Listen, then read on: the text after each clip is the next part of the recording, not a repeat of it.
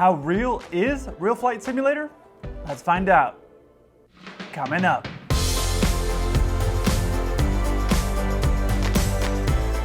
Hey 7-4 crew, welcome back. If you don't know me, my name's Kelsey. I'm a 747 pilot. My channel 7-4 Gear is all about aviation. Over the last couple years, I've covered a bunch of different flight simulators, but one I haven't covered is RFS. It stands for Real Flight Simulator.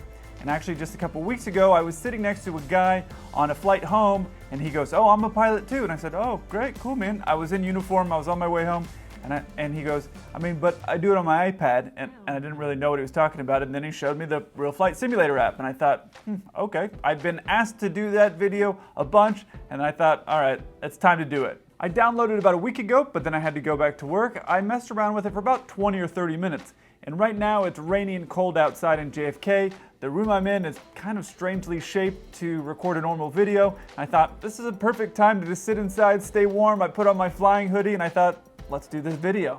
I noticed in those 20 or 30 minutes though that they're trying to make the game more real life. Not like you've seen in most of my other videos where I'm flying around or messing around and just flying as fast as I can. They don't really let you do that. That's what I noticed when I was messing around with it. Again, I haven't played for a couple weeks, so I'm not exactly sure where everything is, but let's get into it. All right, I got myself comfortable here. Let's get this thing going.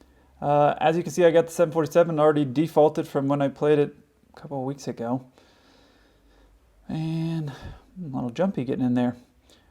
All right, I know there's like a pre-recorded like message when you talk with air traffic control, and then there's also a checklist. I don't remember where they are though. I think maybe in here. Passengers, chat, no. Man, it's hard to do this. Maybe my hands aren't that big. All right, so I think we got the flaps down. We got the gears set to go. I just made it like a real short flight because I'm not trying to do a super long haul flight here. I just want to kind of check this out and see. Let's see here. I think I hit departure or leave. I think it's, yeah, departure. So it's kind of cool because you actually hit the button and then it pops back a message for you. Granted, it's pre-recording. And I just realized that it's got the winds 219. Obviously we use tenths of degrees. Really, it'd be 220 at 4 knots would be the actual wind. And the rudder is over here with your finger on the bottom right hand side. You can see me. I'm going to move the rudder to get it down the middle of the runway. This is probably more accurate of what it actually looks like when I'm taking off. I'm just zigzagging all over the place. And well, we made it off the runway before we got into the grass, so we'll call that a successful takeoff. And then we go autopilot and navigation. Now, something that's a little bit strange here is that in real life, you either have navigation, which is your lateral navigation, then you have vertical navigation, which is your up and down navigation. But here they got them kind of combined up. You see I try to get my flaps to go up, but not all the way up.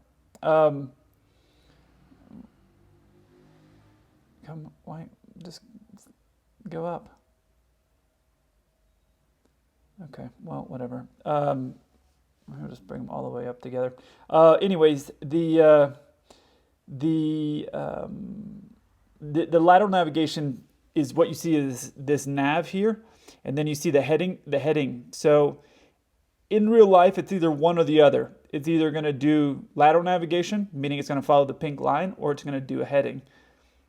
See, this is kind of cool. You hit the departure frequency, they give you a good day, and then they tell you the frequency you want to go to, and then if you go to the back frequencies,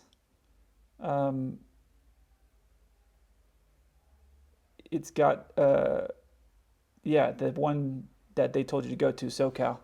So it's kind of cool. It's kind of a cool setup. It auto loads where you're going and stuff, so that's pretty sweet. Anyways, it's either heading select or nav. That's all I guess I'm really trying to say. The other thing that's a little bit odd here is that you see this altitude here, 3,100, 24. There's no way to select that in the plane. It's in hundreds of feet. So I don't really understand quite what altitude it's going to go to here. Yeah, then you can change the screens here, which is cool. And there's got to be one of these screens. Oh, yeah. The only problem with the inside is that you can't see anything, really. I mean, it's more realistic as far as for what we'd be looking at. Oh, the seat looks familiar. But I don't really like it in here. This got that heads-up display, which all these little green lines and everything here. Oh, I could fly facing myself. Anyways, this has got a heads-up display. It's called a HUD, which are these little green lines that you see, which they do have in some aircraft, but they don't have it on the 747. But you might see it on like a 787. So it's pretty cool. And let me see if I can find these checklists. I know it's somewhere here. I know you people that actually play RFS are just laughing at me that I'm having a hard time finding all this stuff. Since I ended up on this pause screen here, I guess it's a good time to show you the actual mode control panel. That's actually what we really use when we're directing everything. This is what it looks like. I made a video about it. It was extremely boring, and since this game doesn't really have the features to do it, it's not very relevant. But this mode control panel is really what you would use in real life. And I guess if someone wanted to make a game where you're actually using this would actually teach you how to fly the plane in real life. But who cares? Let's go ahead and see if I can find these checklists real quick. Oh, I just noticed this. You see this little thing right here? That's called a flight path vector. I'm going to look for the checklist here. I know it's in here somewhere. But so while the plane is all over the place on power and altitude, I'm just going to look through these checklists and just see if there's anything that looks strange or weird. Pre-flight, all looks like kind of normal stuff. A lot of that stuff would be on like the APU, and most of the time all that stuff is done. Engine start, not really the order that we would start them in, but yeah, there they are. That's not really a big deal. ICE, taxi lights, nav lights. Your nav lights are typically always on. Obviously, when you do the walk around, you want to see that they're on there. For takeoff, the thing that I see here that we wouldn't have in real life would be the cabin lights. That's something the flight attendants are going to deal with. So that's not something that would be on any checklist for us. 210 is not necessarily when the flaps go up, and you do have a positive rate gear up. That's a call. All right, climb out here below 10. So we can actually do faster than 250 below 10. I've talked about that in other videos. Again, cabin lights, that's a flight attendant thing. Again, flight attendants, that's really, they take care of all that stuff. They do have the 250 below 10 on the inbound though, that's true. Approach checklist. That actually looks more like what you would do, not necessarily a checklist. Those are like kind of the things you would do, glide slope, alive, gear down, that type of stuff. Landing checklist, kind of the same. Brakes, auto brakes 2. I mean, that's whatever. After landing looks pretty standard stuff. They really want to talk about this ICE. A lot of these planes have auto on the ICE, so it's not something you have to mess with. And then the actual shutdown or parking checklist. Again, not really the order that we would do it, but nothing terribly wrong here. Every airline is different as far as for how they do these checklists, but that picture looks like we're pitched up so heavily. I guess because we're going so slow. You normally, you wouldn't be pitched up at that degree of nose up. So, all right. And these autothrottles, things are really aggressive. All the way up to 100% come back. Let's see where we're turning here. There's got to be, okay. So, man, that's weird. Where's this?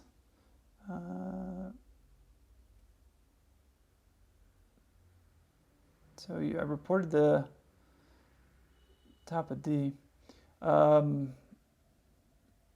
Okay, that's weird that they're reading back your heading as well. ATC, air traffic control, doesn't really do that. Now, this thing that we're on, we're going into, I think, John Wayne, SNA.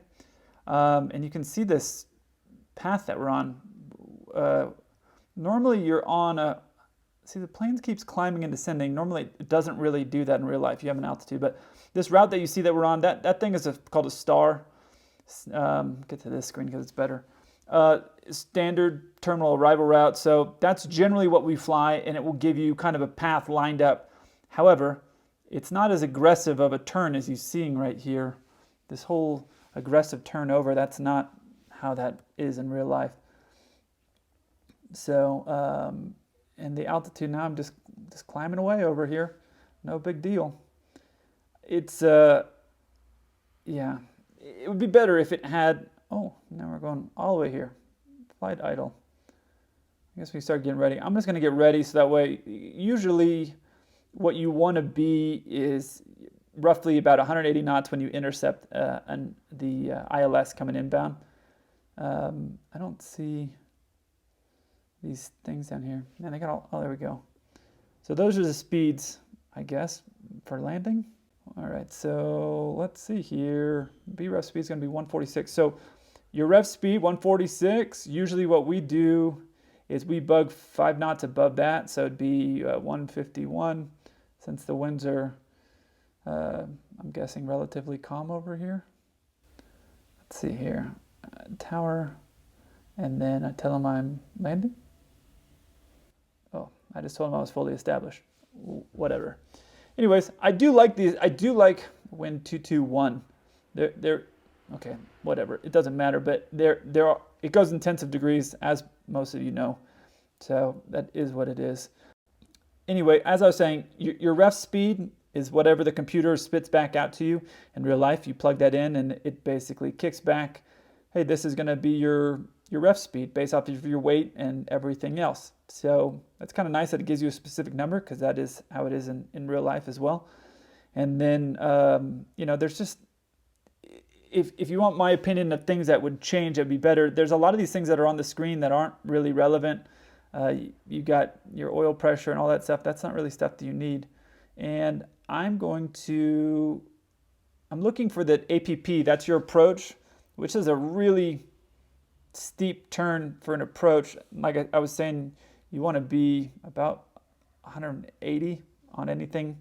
That will make it a lot better. But the auto throttles, I don't really see, it just kind of just is doing whatever it's doing. So we're going to see if it just turns around, intercepts it here, and heads inbound. I don't see an ILS or anything. Oh, I didn't know you could move this. This is kind of cool. I feel like it's that the tail mount on the A380. I don't know if you've ever seen those. I don't know. That's one thing I've seen on the A380. I think Emirates is maybe the only people that have it. But yeah, it's kind of cool. You can move this around. Anyway, so we should be coming up here on this fix, and then it should turn and sequence inbound. And then once it's sequenced, then we'll just arm the approach. And I don't see a localizer and glide slope. I don't know when that comes in, but it should be coming in here shortly. And our speed's still 202, and the altitude's all over the place. There's probably a lot of things that are different in real life or is different for you if you're playing this a lot to get it to do what you want it to do. I'm going based off of how it is actually when you're flying the plane. I'm just thinking, oh, there it's sequenced, I guess. Now we're going to turn inbound. And now approach is available, which would make sense. So I don't see the localizer, but let's just arm it and see what it does here. Oh, we're just bombing down. Did we capture the glide slope? I don't think so. But we're going down 3,000 feet a minute. So you see that in the vertical speed there? That's aggressive. But look at the speed. The speed came back, which is good. I guess it's going based off the flap setting. In the VNav, if you have vertical navigation, I'm going to get into nerd mode for you guys. If you have the VNav, as you put that in the flaps, it will calculate and start reducing your speed to match. So that is a thing that happens in real life. I don't know if that's what's doing here, but this is getting really low. I mean, we're not even close to the airport, and we're coming through 1,000 feet. And no, this can't be the glide slope.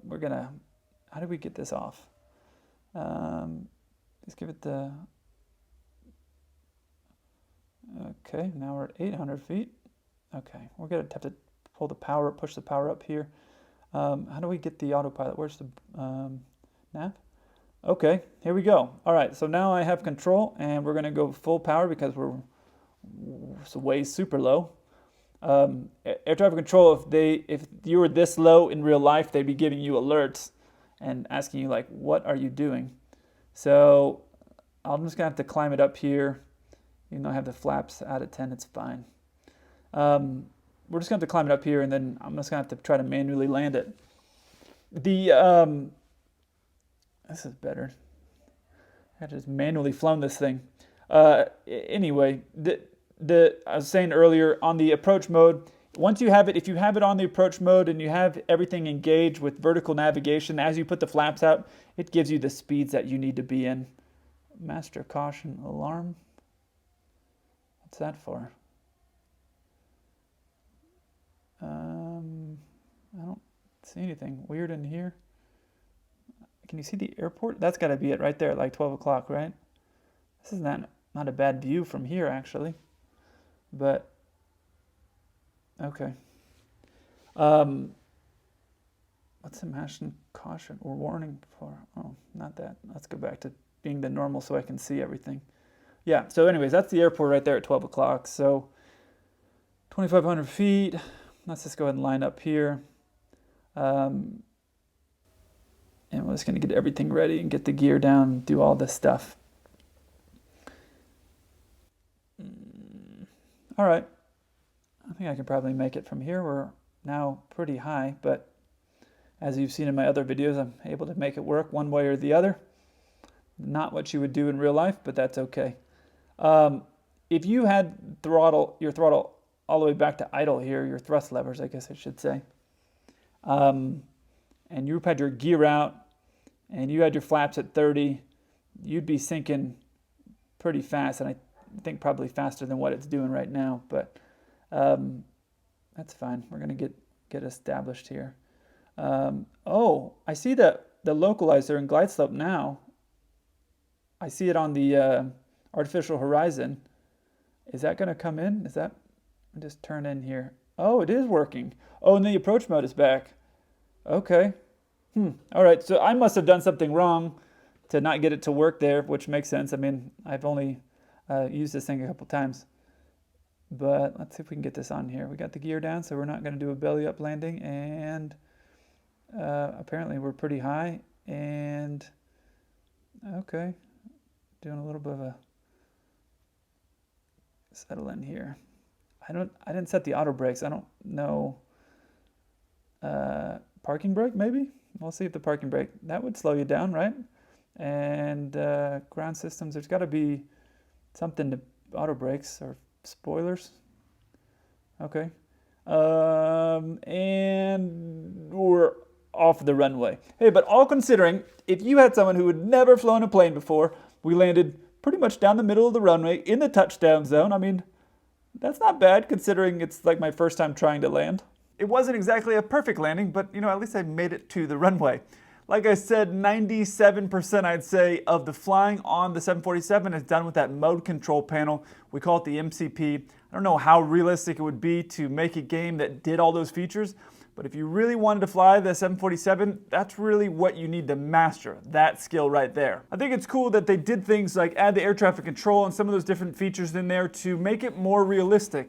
They're making it so you know what airline pilots are having to do, different frequencies and things like that. Obviously, we're working typically with another pilot. If you're doing airline flying, there's another person up there that's helping you. But I like kind of the style of what they're trying to do as far as make that experience. If you want to see what it'd be like as far as for talking through different frequencies and all those types of things, that's really cool. And I'm sure if I played it more than the 20 minutes before and the 20 or 30 minutes that I just did now, it would be more realistic and I'd get a better hang of doing things like coming in and landing and things like that. But that's the mode, or that's the style that they're trying to go for. At least that's what I think. If they could incorporate the mode control panel in there and get rid of some of those other gauges that you don't really need, I think that would be cool because I think it would be more realistic. But I don't know how hard it would be to design or develop or make something like that. If you want to see some actual airline pilots dealing with air traffic control, you're going to want to check out this video here. And if you want to see me flying a plane in real life, check out this video up here. I look forward to hearing from you. Until then, keep the blue side up.